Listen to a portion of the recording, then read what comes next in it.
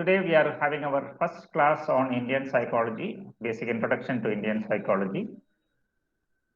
To put it in a very simple manner, Indian psychology, what we are going to learn about is not something that has been propagated in the recent times, or it is not based on the modern psychological approaches that has been designed in India or in the Eastern culture.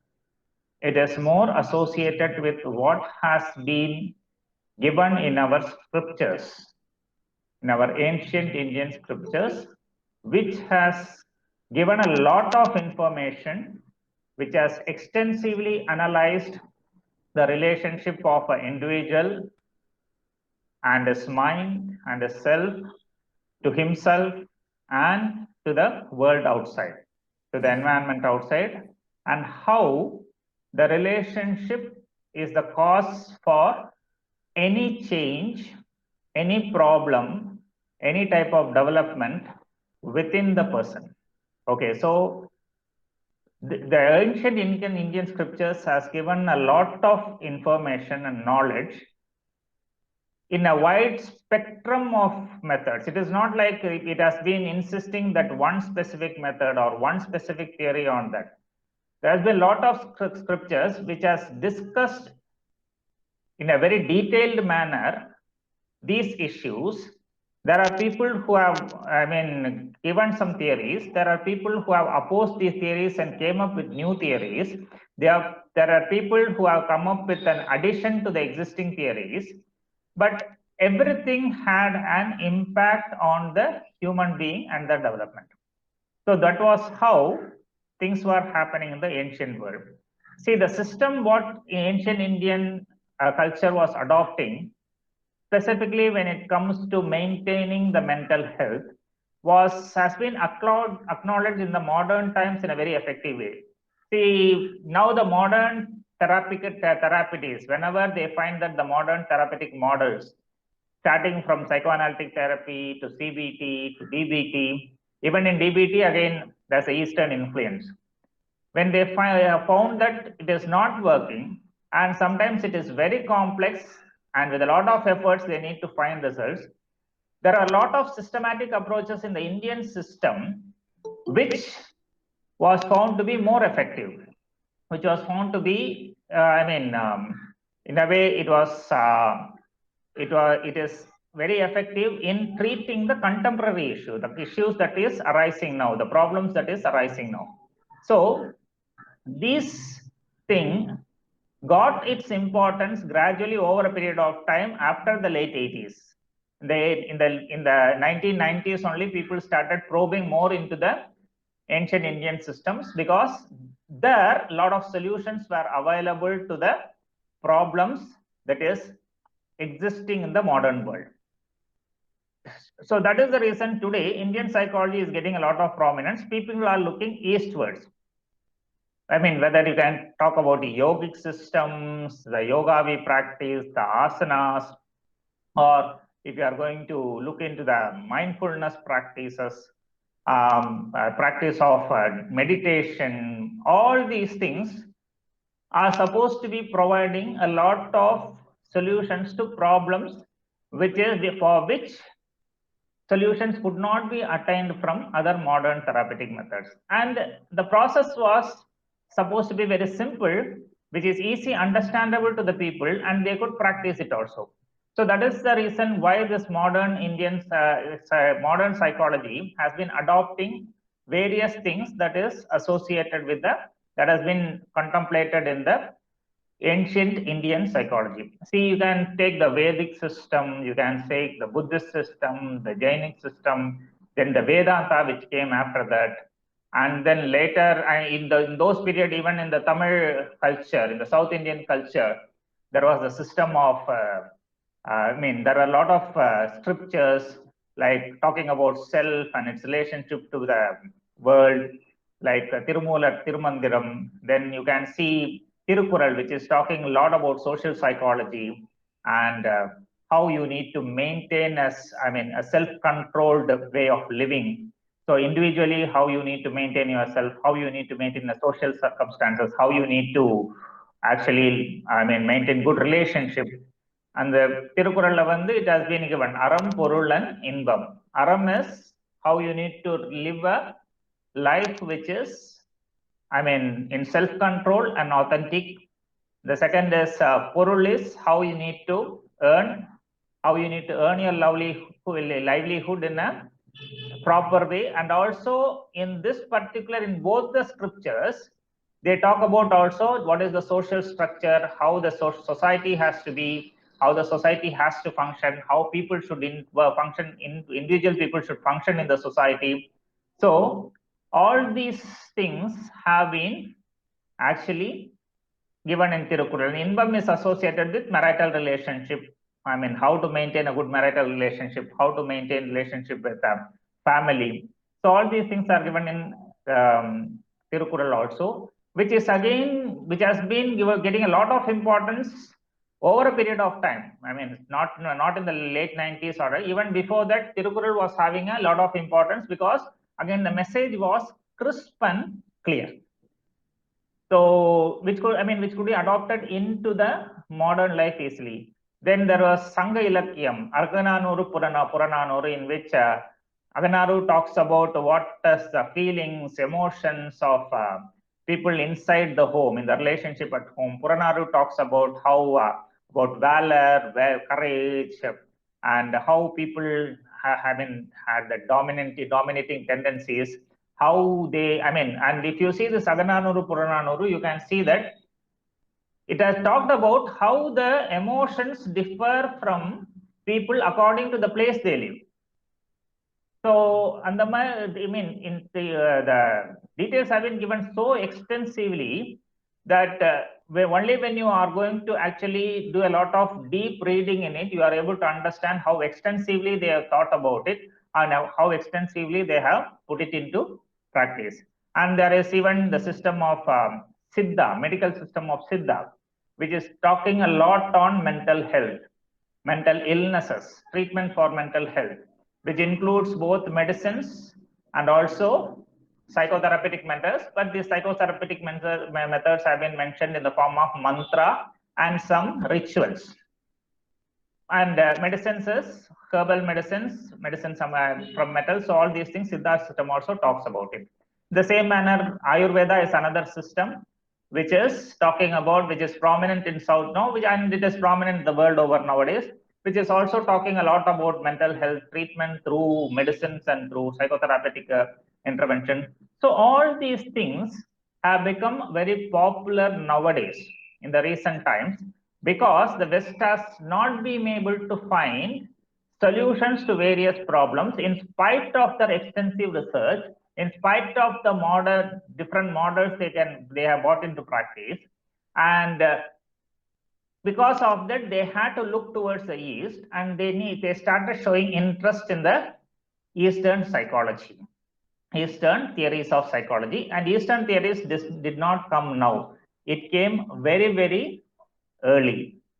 So in fact, the first access to Eastern psychology or Indian psychology, the interest was shown by Carl Jung. Carl Jung, is the person who is associated with the psychoanalytic school, modern psychoanalytic school next to Freud, where he talks about collective unconscious. Collective unconscious, this unconscious which you have derived through your hereditary, your culture over a period of time, which is inside you, existing within you, which has an impact on your behavior. So this is what is the collective unconscious is about. And this theory he had propagated primarily from the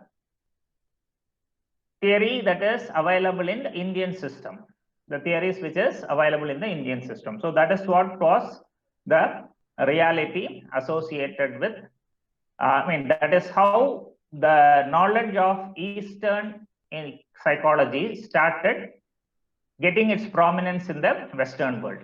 And after that, people started doing research. Well, in the Indian system, if you see, generally the modern psychotherapeutic methods did not get much prominence till, Even after 70s or 80s, there was no importance was not given to any psychotherapeutic intervention methods or even the psychology, the field of psychology itself, because many of the problems what our people were facing, they were just trying to find solutions within the spiritual network, within the spiritual world, within the family, where there were elders. The family was a joint family system. Where there were elders, there are people to talk, there are people to guide, there are people to, understand the problems and then give solutions. Even if the parents are not there, there are grandparents. There are few people who are managing the household and taking care of all the controlling the household, while there are people who are able to understand the members of the house and provide support to them, emotional and psychological support to them. So all these things was prevalent. And also there was a lot of focus on spiritual approach. So in religion, in spiritual methods, based on all these, way of living, people did not give much importance to the mental health aspects because they were not going into undue stress. The level of competition was also less. The need to achieve was less. More people were more interested in maintaining good relationship and getting the happiness from the relationship rather than achieving big things. So these were the nature and tendencies of the individuals and family in the up to maybe 70s and even early 80s. And after the mid 80s only, the strong sense of competition came up, the strong sense for achievement, materialistic gains, where relationships started to be ignored for the sake of money, power, and popularity. So this was happening.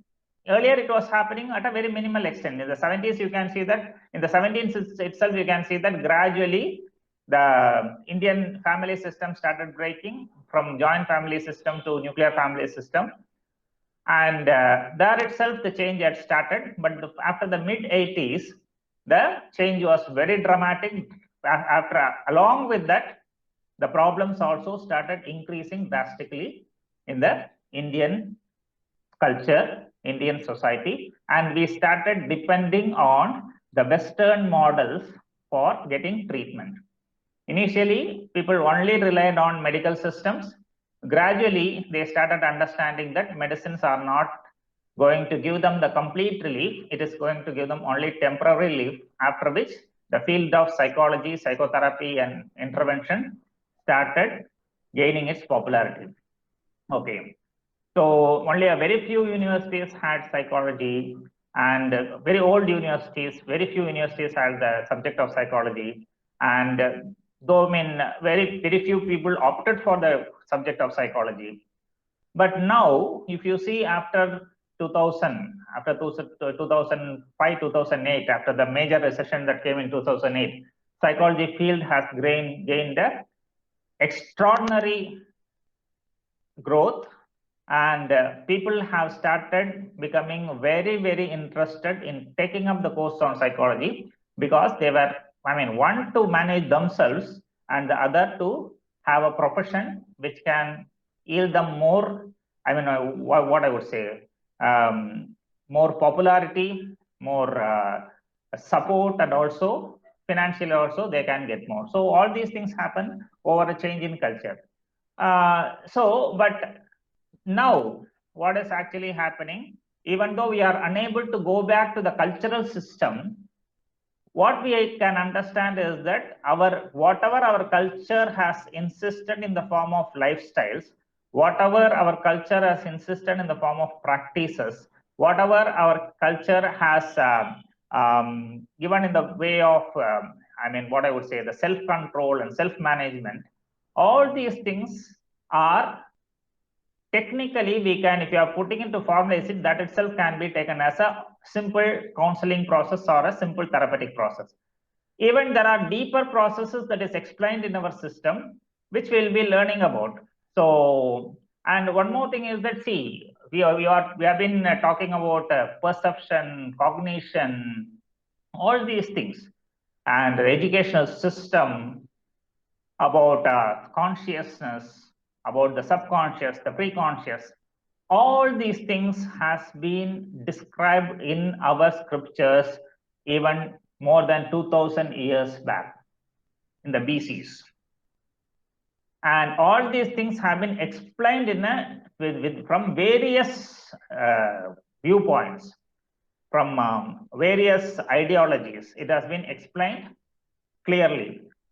Over a period of time, all this information has been lost, primarily because what has been given in the scriptures in the form of literature later became mantras that were chanted just without any, without understanding the meaning.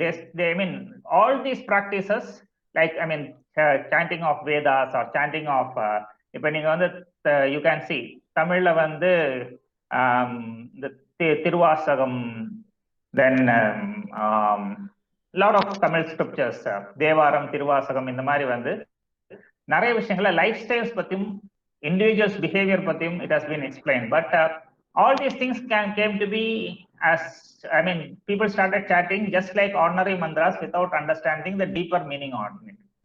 So, because Tirukural was not associated with God, reference to God was not given other than the first Kural, people did not chant it as mantra and started looking meaning in it. All the other scriptures, they started just repeating it in a rote manner without understanding the meaning, because of which later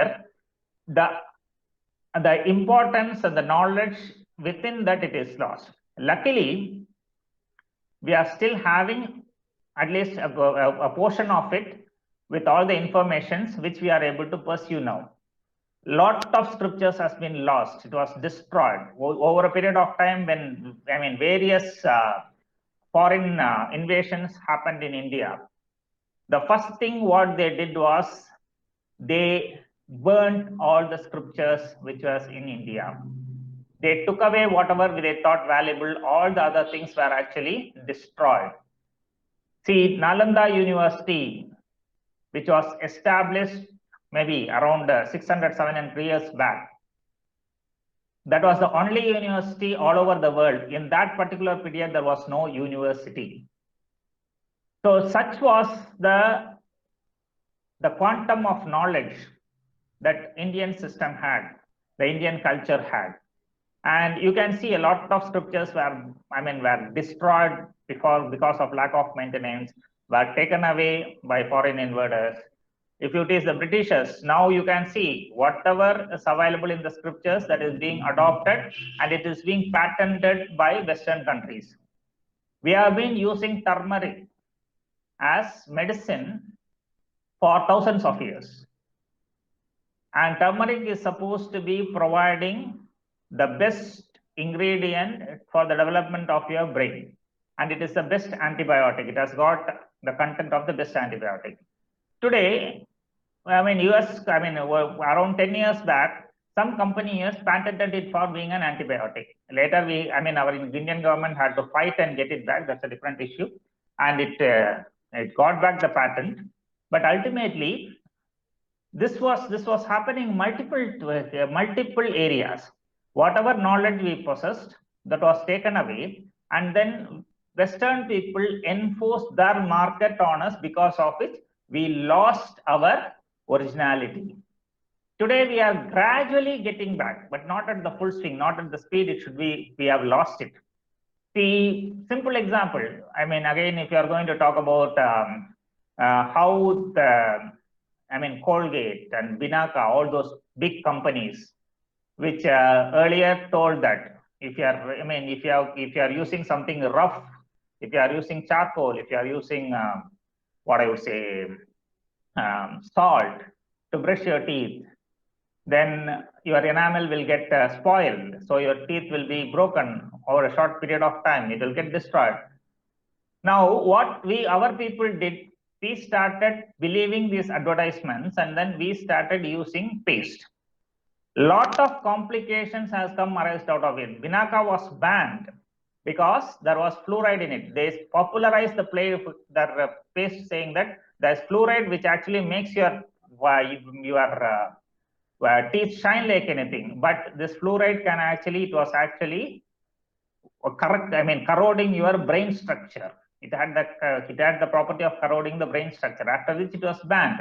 But it was not popularized at all. Colgate, in the same manner, some of the products of Colgate were banned because of the chemical composition which was harmful to the body. But we didn't go through it. Now the same Colgate and big companies are coming out of it and saying that we are using the natural product, we are using Ayurvedic products, we are using charcoal and salt. What our people have been using thousands of years back to clean the teeth. Our people have been, have used it. We were using, see, in South India, the popular toothbrush was neem stick. In South India, again in Kerala, the popular toothbrush was mango leaves or guava leaves. All these things are actually providing a lot of strength to your teeth.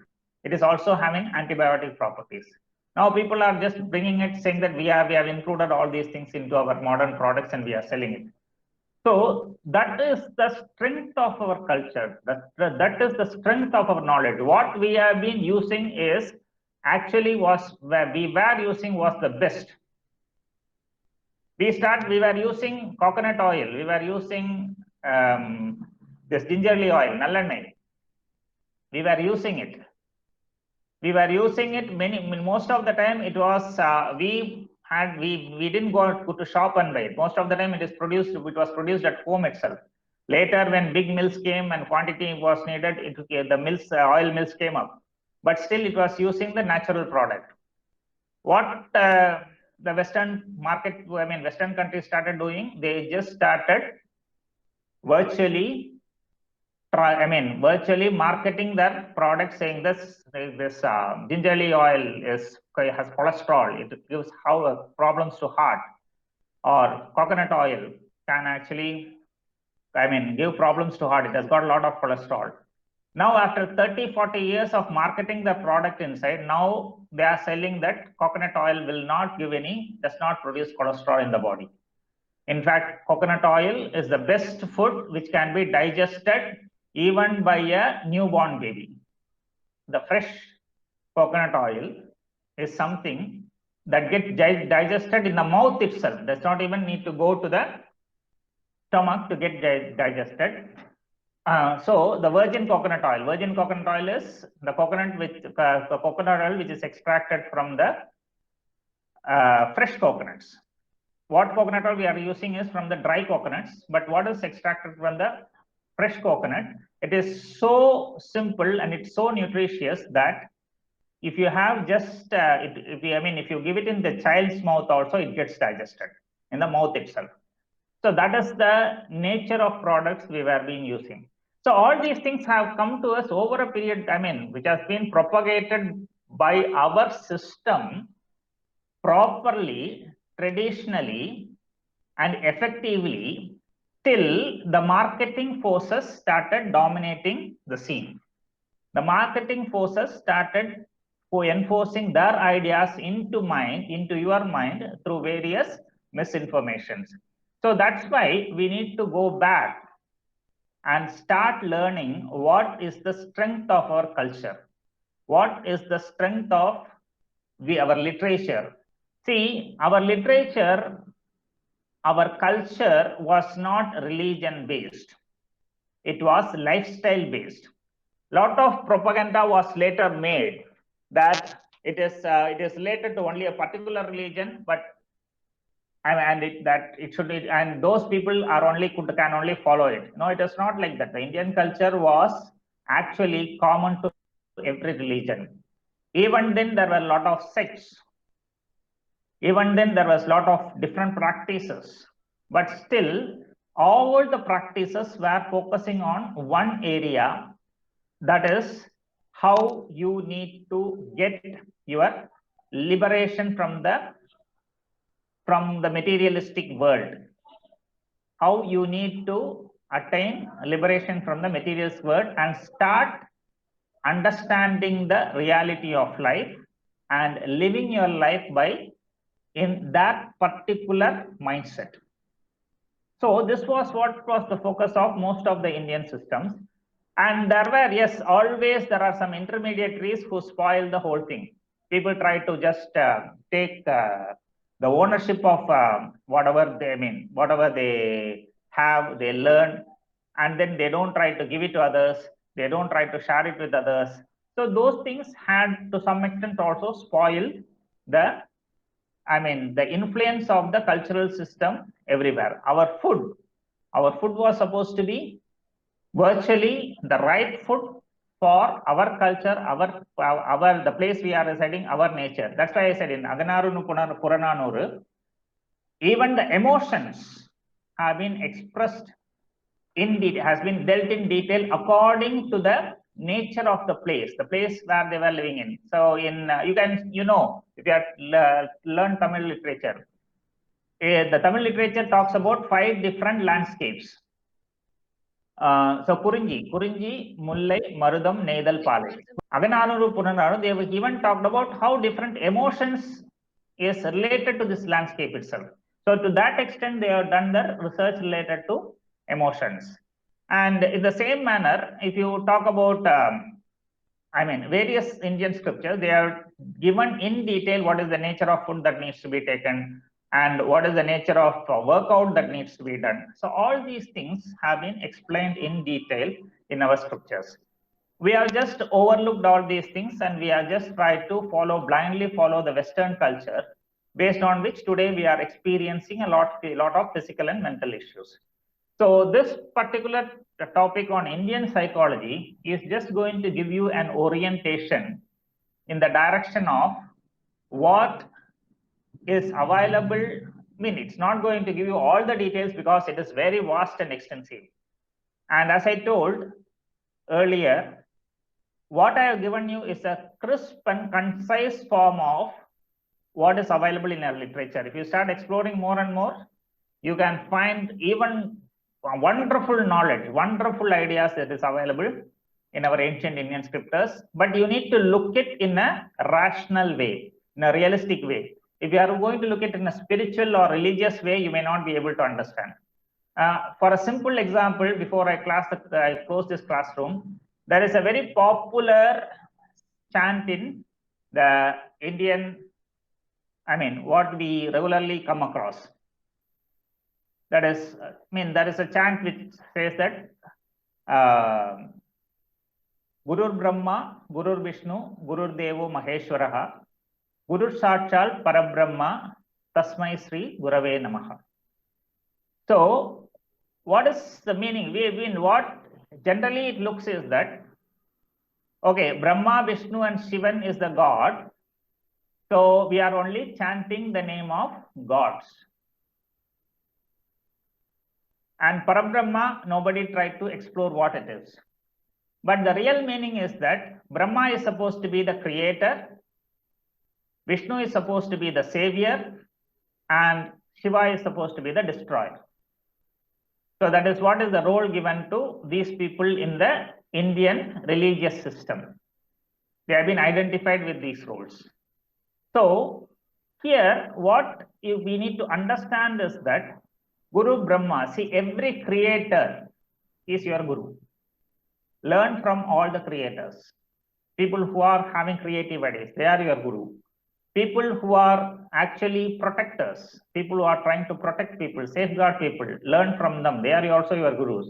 Also learn how to destroy things that is unnecessary, that is dangerous. That is what you need to learn from the destroyers. The Guru, that is Shiva. And finally it says, Guru Sakshat Parabrahmam. Parabrahmam is not all these gods outside, that is Parabrahmam is something which is inside you. That is your ideal self. The real teacher is not outside you. The real teacher is inside you. So you are learning all these things. You learn to all these things from different types of, people with different areas of functioning. You learn to, have information. You need to get information.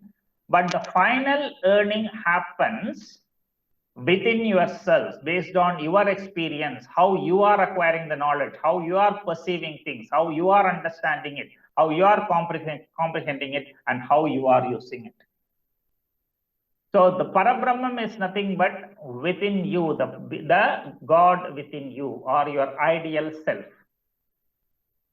That is the real Guru. So this is what actually this particular verse explains. But ultimately, if you see, when we just read it blindly without trying to explore what the meaning is, we just get a totally different idea. And this different idea makes us feel that this is just a chant to please the God. Prayer. This is only a form of prayer. And what big meaning is that? You are just praying to the God. You are just trying to give a lot of importance to God. But you see, in that particular place, the name of nobody has mentioned who is the specific. They are not mentioned about your immediate teachers. They are not mentioned about your immediate gurus. They are only mentioned about anybody can be your guru. Everybody is your guru, and your real experiences you learn it from within yourself. So this is the content of knowledge our scriptures have. So we will be talking further. This is just an introduction to Indian psychology, and for you to understand what Indian psychological concepts are. And one thing what I would say is that don't ever look into it from the religious concept, because it is not religious. It is it is the content of knowledge which can be used for everyone. In Indian people, you can see a lot of even people from religions other than Hinduism, which is a predominant religion in India. Even we are following a lot of cultural aspect, even though the God we worship is different. But many of the cultural activities, the cultural aspect, and the nature with which we are actually, we are praying to God, we are following our lifestyle, is associated more with our culture rather than with the religion. So what I would say is that we need to probe deeper into the scriptures. I will just giving an orientation or the basic comprehensive knowledge of what it is. So you need to take interest to probe and learn more. And that learning is going to help you to function effectively as a person and also as a professional psychologist. So with this, I am ending my class today.